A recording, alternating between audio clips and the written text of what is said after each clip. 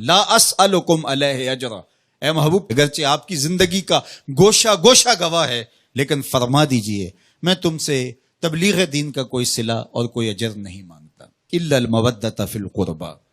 لیکن میں تم سے ایک چیز کا مطالبہ کرتا ہوں، اور وہ یہ کہ میرے قرابت داروں سے تم نے محبت کرنی ہے۔ اب سوال یہ ہے کہ جب تبلیغ دین کا کوئی صلہ نہیں مانگا تو قرابت داروں سے محبت بھی طلب نہ کی جاتی؟ تو اس کا جواب کسی نے کیا خوبصورت دیا، اس نے کہا کہ جو اہل بیت سے محبت طلب کی گئی ہے، یہ نبی کی، یہ اہل بیت نبوت کی ضرورت نہیں تھی، یہ بھی امت کی ضرورت تھی، اس لیے کہ اگر وہ اہل بیت سے محبت کر لیتے ہیں تو ان کے دین کی حفاظت ہوتی ہے۔ اور ارشاد فرمایا احب اللہ لما یغزو من نعمہ، اللہ سے محبت کرو اس لیے کہ وہ تمہیں طرح طرح کی نعمتیں عطا کرتا ہے، اس کا حق ہے تم اس سے پیار کرو۔ پھر فرمایا وَأَحِبُّونِي بِحُبِّ اللَّهِ، اور میرے سے پیار کرو میں تمہارے رب کا بھی محبوب ہوں۔ اور تیسری بات فرمائی وَأَحِبُّ أَهْلَ بَيْتِي لِحُبِّي، اور میرے اہل بیت سے میری وجہ سے پیار کرو، کہ وہ میرے اہل بیت ہیں، میری اطاعت ہے، ان سے پیار کرو۔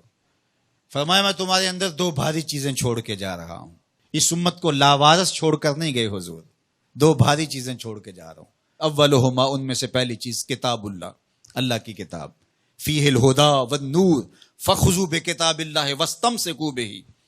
فرمایا اللہ کی کتاب ہے جس میں ہدایت ہے، جس میں روشنی ہے، جس میں اجالے ہے، تمہاری زندگی کو اجال دے گی یہ کتاب، اس کو مضبوطی سے پکڑ لو، چھوڑنا نہیں۔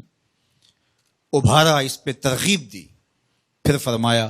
وَأَهْلُ بَيْتِي، اور میرے اہل بیت، اور تین مرتبہ فرمایا اذکرکم اللہ فی اہل بیتی، اذکرکم اللہ فی اہل بیتی، اذکرکم اللہ فی اہل بیتی۔ صحیح مسلم کی روایت ہے، میں اپنے اہل بیت کے حوالے سے تمہیں اللہ سے ڈراتا ہوں، میرے اہل بیت کے معاملے میں کوتاہی کا ارتکاب نہ کرنا۔ اچھا میں آپ سے پوچھتا ہوں، جب قرآن مجید موجود ہے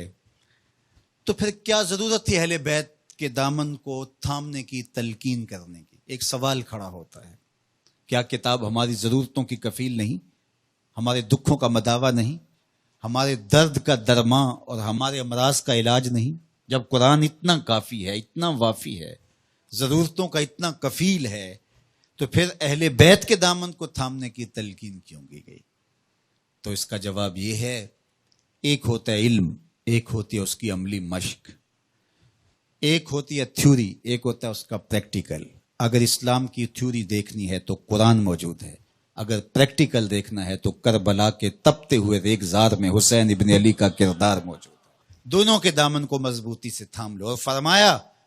کہ اگر تم ان دونوں کے دامن پکڑ لیتے ہو، میں محمد ضمانت دیتا ہوں صلی اللہ علیہ وسلم کہ تم گمراہ نہیں ہوگے۔